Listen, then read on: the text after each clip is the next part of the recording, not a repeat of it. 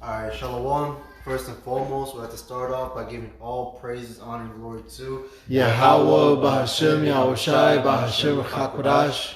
double honors to the apostles and elders of Great Millstone. Salutation to the Aki and pushing his word with truth and sincerity with charity. Alright, we're the brothers from Great Millstone, Chicago, coming at you with another lesson. Lord willing, it be edifying. And we just wanted to, hop on the topic on, hey, the saints of the Most High are going to take this kingdom. All right, there's not going to be no negotiation, because just like Esau, man, how he took this land by bloodshed, Yahweh Shai is going to return. His angels is with his elect. It's just his whole army is going to take over everything, man. He's going to take the power away from the heathens. All right, and his kingdom is going to be established. This is the book of Daniel, chapter 7, verse 18. It says, "But the saints of the Most High shall take the kingdom and possess the kingdom forever, even forever and ever." Because as the scriptures talk about, that Esau is the end of the world and Jacob is the beginning of it that followeth. When Esau's kingdom goes down, Israel's kingdom is going to go up, and it's never going to fall. And this is going to be the last captivity that the Israelites are under. This is Revelations 13:9. It says, "If any man have an ear, let him hear. He that leadeth into captivity shall go into captivity. He that killeth with the sword must be killed with the sword." Here is the patience and the faith of the saints. And Esau Edom is what? He's known as a bloody man. His blessing is the sword. So since he did all this with, taking of things that are not his, oppression and all that with the sword, well, guess what? The Lord is gonna come back after him. When he gets destroyed with the sword as well. With great destruction.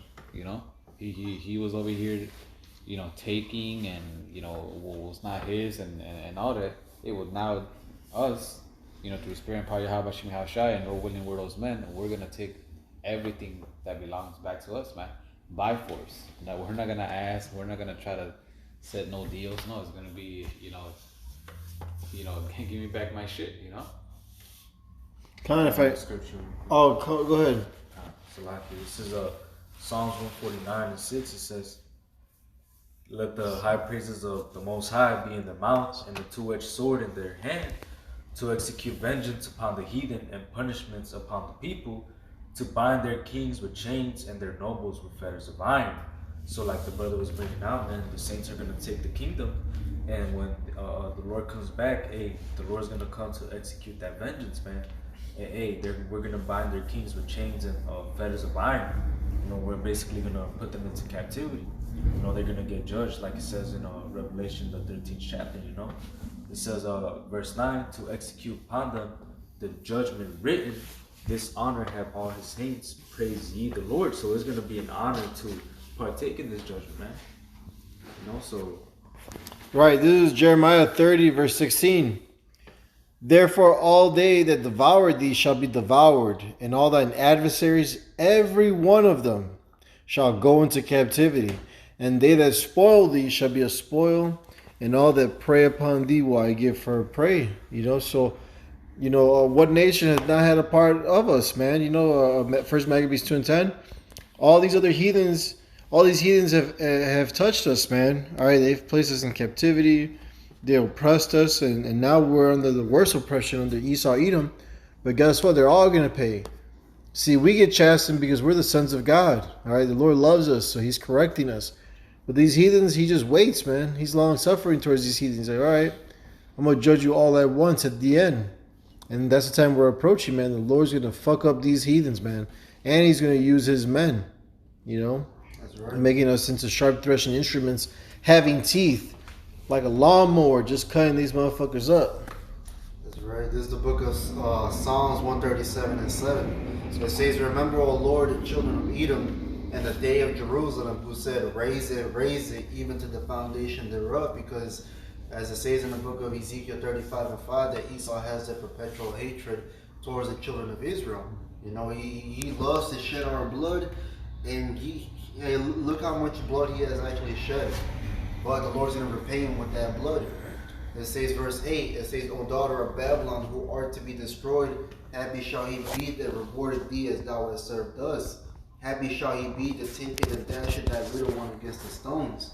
And also, hey, it's gonna be a glorious thing to see that, man. Because what is it in book of First Thessalonians? It's a righteous thing in the sight of the Lord to recompense them that troubled you. You know, so the Lord's gonna take great joy knowing that his children are finally gonna get their vengeance, man. You know, no longer are the heathen and Esau gonna shed the blood of the children of Israel anymore. That's right.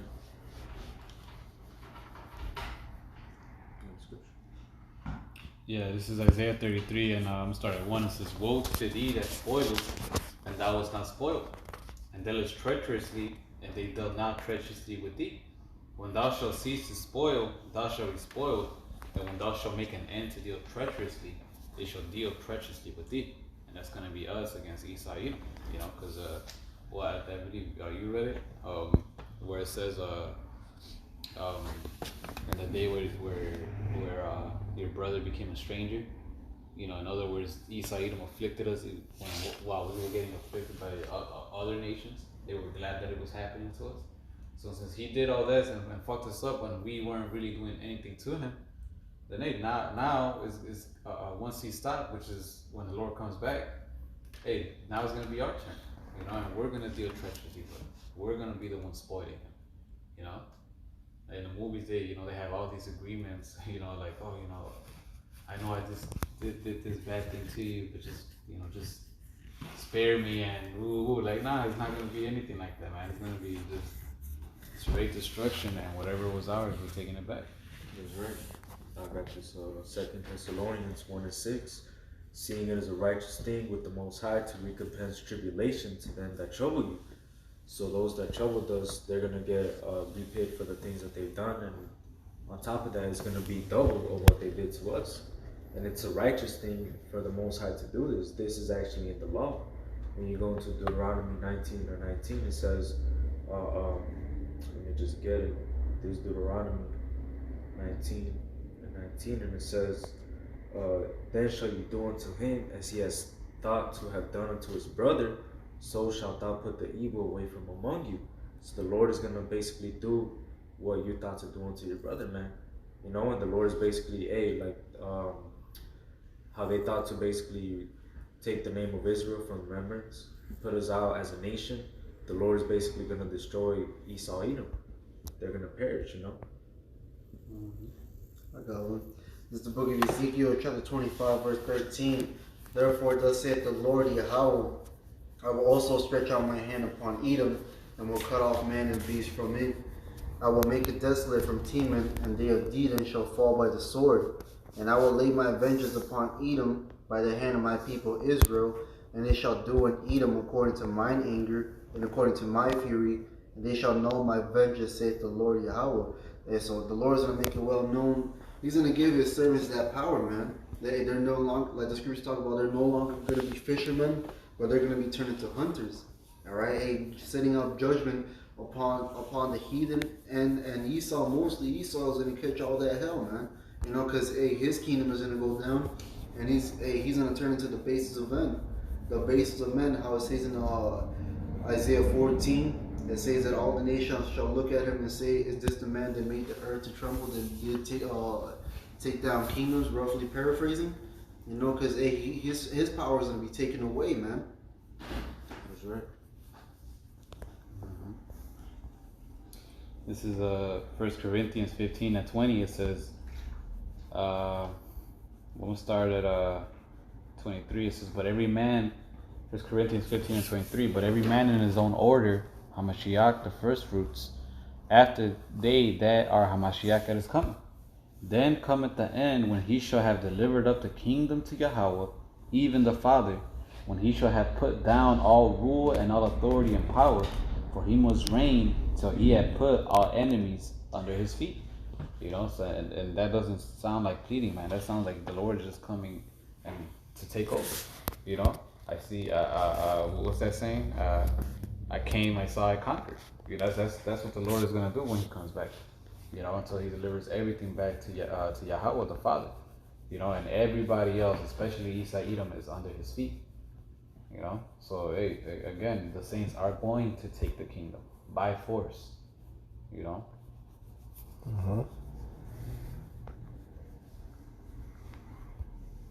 And with that, we hope this lesson was edifying and exhorting. Again, we want to give all praises, honor, and glory to Yahweh, Bahashem, Yahweh Shai, Bahashem, HaKadosh. Double honors to the apostles and others of Great Millstone who rule well and who tell us this truth, and salutations to all the Akim pushing this word in truth and sincerity with charity. Shalom. Shalom. Baba Ball. Baba Ball.